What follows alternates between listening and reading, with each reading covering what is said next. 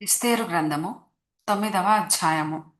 రాజు చేసిన తీర్మానమును చట్టమును నెరవేరు కాలము వచ్చినప్పుడు ఆదారు అను 12వ నెల 13వ దినమున యూదులను జయింపగలుగుదుమని వారి పగవారు నిశ్చయించుకొనిన దినముననే యూదులు తమ పగవారి మీద అధికారము నొందినట్లు అగుపడెను.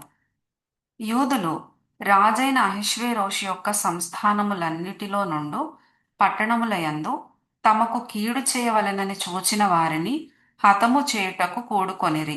వారిని గూర్చి సకల జనులకు భయము కలిగినందున ఎవరునూ వారి ముందర నిలువలేకపోయిరి.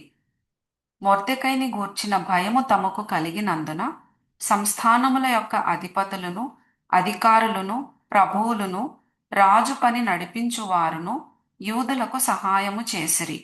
మొర్దెకై రాజు యొక్క నగరులో గొప్పవాడాయెను. ఈ మొర్దెకై అనువాడు అంతకంతకు గొప్పవాడగుట చేత అతని కీర్తి సంస్థానములన్నిటి అందు వ్యాపించెను. యూదులు తమ శత్రువులనందరినీ కత్తివాత హతము చేసి వారిని నాశనము చేసి మనస్సు తీరా తమ విరోధులకు చేసిరి. శూషను కోటయందో యూదులు 500 మందిని చంపి నాశనము చేసిరి. హమ్మెదాతా కుమారుడై యూదులకు శత్రువగు హామాను యొక్క 10 మంది కుమారులైన పర్షందాత, దల్పోను, అస్పాత, పోరాత, అదల్య, అరీదాత, పర్మష్త, హరీసై, అరీదై, వైజాత అనువారిని చంపిరి. అయితే కొల్లసొమ్ము వారు పట్టుకొనలేదు. ఆ దినమున శూషను కోటయందు చంపబడిన వారి లెక్క రాజునకు తెలియజెప్పగా రాజు రాణి అయిన ఎస్తేరుతో యూదులు శూషను కోటయందు 500 మందిని హామాను యొక్క 10 మంది కుమారులను బొత్తిగా నాశనము చేసి ఉన్నారు. రాజు యొక్క కొదువ సంస్థానములలో వారు ఏమి చేసి ఉందురో ఇప్పుడు నీ మనవి ఏమిటి? అది నీకనుగ్రహింపబడును. నీవు ఇంకనూ అడుగునదేమి? అది దయచేయబడునని సెలవీయగా ఎస్తేరు రాజవైన తమకు సమ్మతమైన ఎడల ఈ దినము జరిగిన చొప్పున శూషను నందున్న యూదులు రేపును చేయునట్లుగాను హామాను యొక్క 10 మంది కుమారులు ఉరికొయ్య మీద ఉరితీయింపబడినట్లుగాను సెలవీయుడనెను. అలాగు చేయవచ్చునని రాజు సెలవిచ్చెను. షూషన్లో ఆజ్ఞ ప్రకటింపబడెను. హామాను యొక్క 10 మంది కుమారులు ఉరితీయింపబడిరి. షూషను నందున్న యూదులు అదారు మాసమున 14వ దినమందు కూడుకొని షూషను నందు 300 మందిని చంపివేసిరి. అయితే వారు కొల్ల సొమ్ము పట్టుకొనలేదు. రాజు సంస్థానముల యందుండు తక్కిన యూదులు కూడుకొని తమ ప్రాణములను రక్షించుకొనుటకై పూనుకొని అదారు మాసము 13వ దినమందు తమ విరోధులలో 75,000 మందిని చంపివేసి తమ పగవారి వలన బాధ లేకుండా నెమ్మది పొందిరి. అయితే వారును కొల్ల సొమ్ము పట్టుకొనలేదు. 14వ దినమందును వారు నెమ్మది పొంది విందు చేసుకొనుచు సంతోషముగా నుండిరి. శూషను నందున్న యూదులు ఆ మాసమందు 13వ దినమందును 14వ దినమందును కూడుకొని 15వ దినమందు నెమ్మది పొంది విందు చేసి కొనుచు సంతోషముగా నుండిరి. కాబట్టి ప్రాకారములు లేని ఊళ్ళలో కాపురమున్న గ్రామవాసులైన యూదులు అదారు మాసము 14వ దినమందు సంతోషముగా నుండి అది విందు చేయదగిన శుభదినమనుకొని ఒకరికొకరు బహుమానములను పంపించుకొనుచూ వచ్చిరి.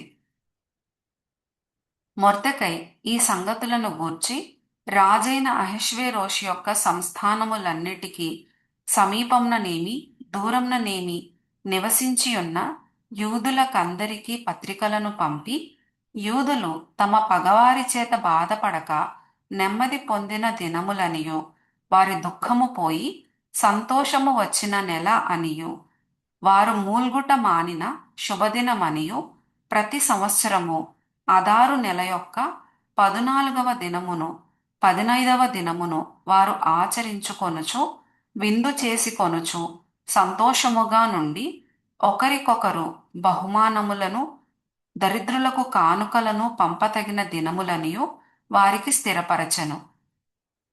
అప్పుడు యూదులు తాము ఆరంభించిన దానిని మొర్దెకై తమకు రాసిన ప్రకారముగా నెరవేర్చుదుమని ఒప్పుకొనిరి.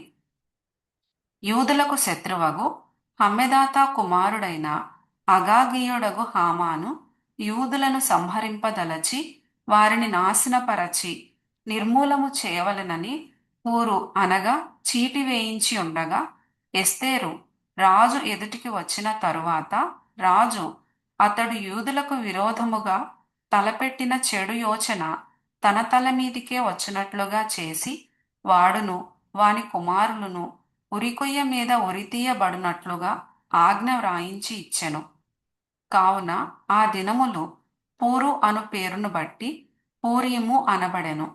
ఈ ఆజ్ఞలో వ్రాయబడిన మాటలన్నిటిని బట్టియు ఈ సంగతిని బట్టియు తాము చూచిన దానినంతటిని బట్టియు తమ మీదికి వచ్చిన దానిని బట్టియు యూదులు ఈ 2 దినములను గూర్చి వ్రాయబడిన ప్రకారముగా ప్రతి సంవత్సరము వాటి నియామక కాలమును బట్టి వాటిని ఆచరించదమనియు, ఈ దినములు తరతరముగా ప్రతి కుటుంబములోను ప్రతి సంస్థానములోను ప్రతి పట్టణములోను జ్ఞాపకము చేయబడినట్లుగా ఆచరించదమనియు, పూరీము అను ఈ దినములను యూదులు ఆచరింపకయు తమ సంతతి వారు వాటిని జ్ఞాపకముంచుకొనకయు మానకుండునట్లు